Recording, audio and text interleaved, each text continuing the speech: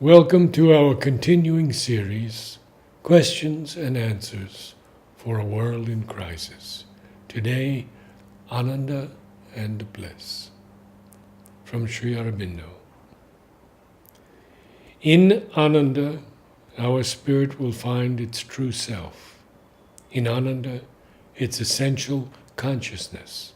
In Ananda, the absolute power. In the Ananda, all is reversed. The center disappears. In the bliss nature, there is no center, nor any voluntary or imposed circumference, but all is, all are one equal being, one identical spirit. The bliss soul finds and feels itself everywhere.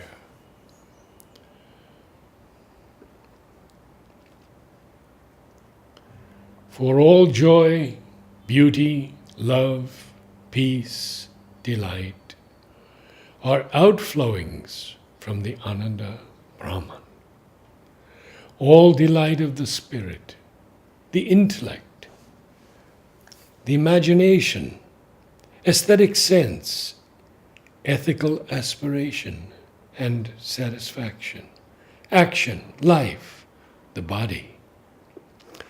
And through all ways of our being, the divine can touch us and make use of them to awaken and liberate the spirit. But to reach the Ananda Brahman in itself, the mental reception of it must be subtilized, spiritualized, universalized, discharged of everything that is turbid and limiting. For when we draw quite near or enter into it, it is by an awakened spiritual sense of a transcendent and a universal delight which exists within and yet behind and beyond the contradictions of the world, and to which we can unite ourselves through a growing universal and spiritual or a transcendental ecstasy.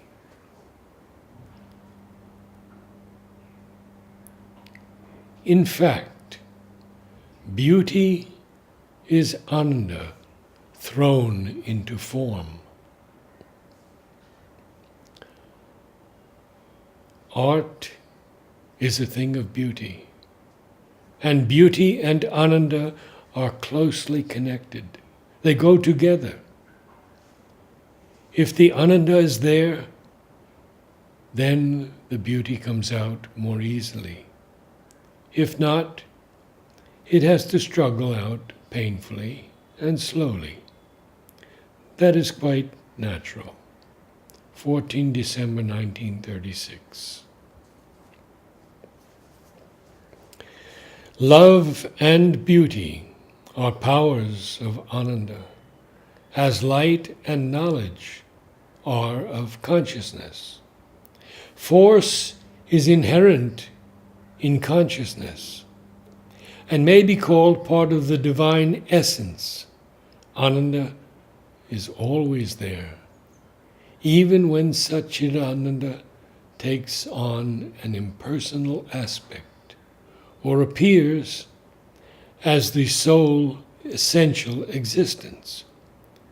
But love needs a lover and beloved.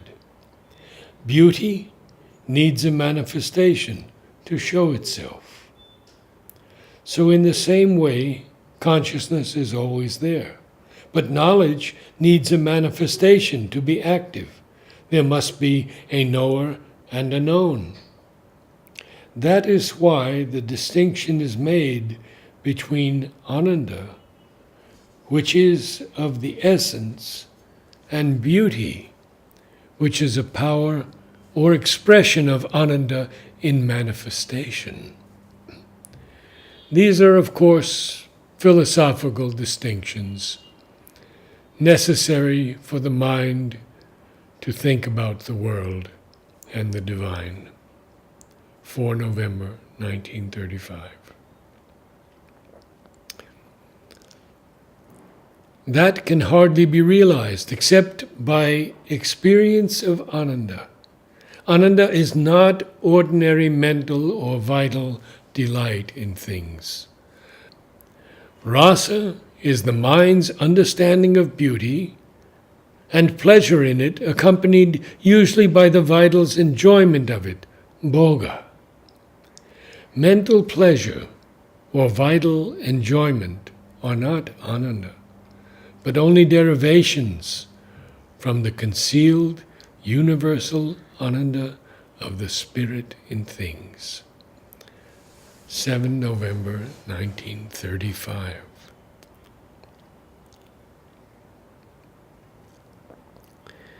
There is a certain consciousness in which all things become full of beauty and Ananda. What is painful or ugly becomes an outward play and becomes suffused with the beauty and Ananda behind. It is specially the overmind consciousness of things, although it can be felt from time to time on the other planes also. A great equality and the view of the divine everywhere is necessary for this to come fully. 10 March 1934. The object and condition of life is Ananda. The means of Ananda is tapas. The nature of tapas is chit. The continent and basis of chit is sat. It is therefore, by a process of sat, developing its own Ananda through tapas, which is chit, that the Absolute appears as the extended, the eternal as the evolutionary, Brahman as the world. He who would live perfectly must know life. He who would know life must know Satchidananda. Pleasure, therefore, cannot be the end and aim of life, for the true object and condition of life is Ananda. And Ananda is something in its nature one, unconditioned and infinite.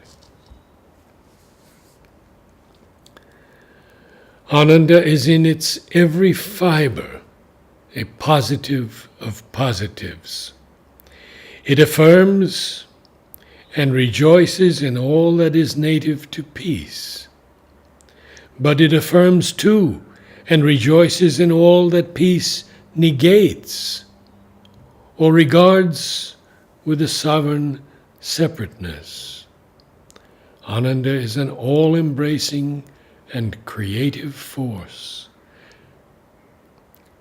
There can be, in the world's tangle of conflicting forces, an Ananda of pain and suffering. And in the full manifestation, pain and suffering no longer remain themselves, but are transformed into Ananda. Ananda is forever full of the divine peace, and its most vehement, ecstatic intensity contains no possibility of disturbance. At the height of the supramental, infinite peace and Ananda are one.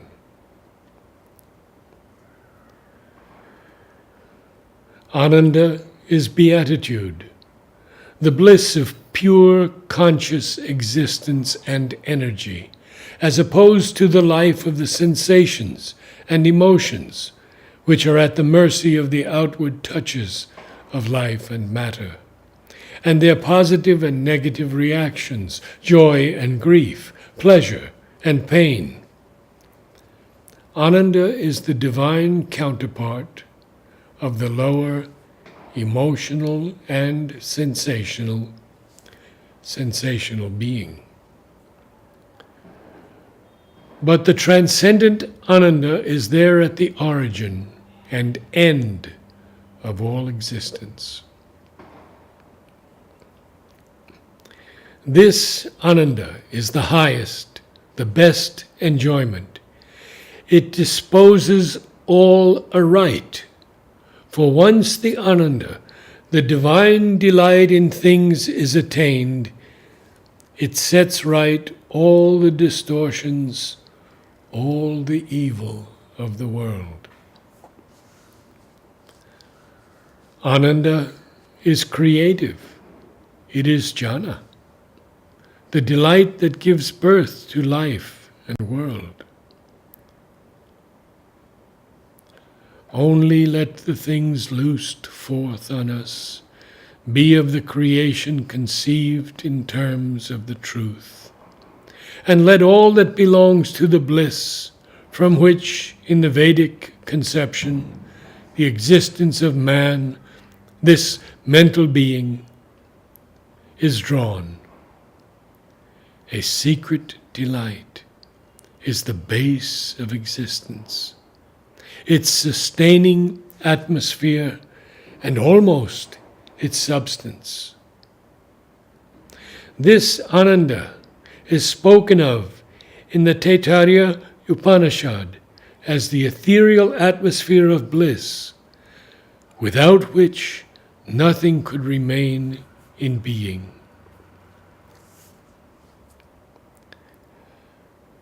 This deeper spiritual feeling, this Ananda, is the fountain of poetic delight and beauty. It springs from a supreme essence of experience, a supreme aesthesis, which is in its own nature spiritual, impersonal, independent of the personal reactions, to render more expressive and firmly present to them what experience they have of it, and help the race towards its greater fullness in the soul of man and embodiment in our mind and life. This Ananda is not the pleasure of a mood or a sentiment or the fine aesthetic indulgence of the sense in the attraction of a form, superficial results and incidents which are often mistaken for that much deeper and greater thing by the minor poetic faculty, the lesser artistic mind. But the enduring delight which, as the ancient idea justly perceived, is the essence of spirit and being, and the beauty which all things assume when the spirit lives in the pure joy of creation and experience.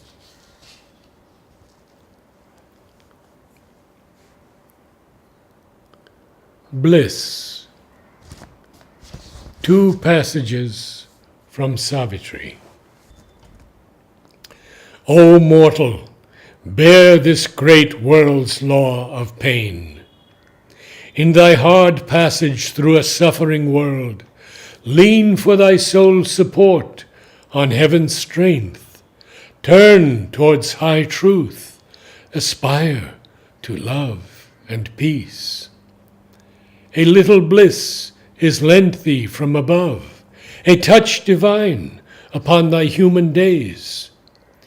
Make of thy daily way a pilgrimage, for through small joys and griefs thou movest towards God.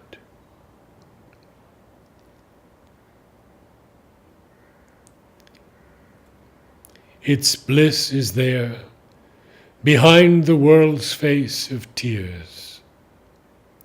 A power is in thee that thou knowest not. Thou art a vessel of the imprisoned spark. It seeks relief from time's envelopment, and while thou shut'st it in, the seal is pain. Bliss is the Godhead's crown, eternal, free, unburdened by life's blind mystery of pain. Pain is the signature of the ignorance, attesting the secret God denied by life. Until life finds him, pain can never end. Calm is self's victory, overcoming fate. Bear, thou shalt find at last thy road to bliss. Namaste.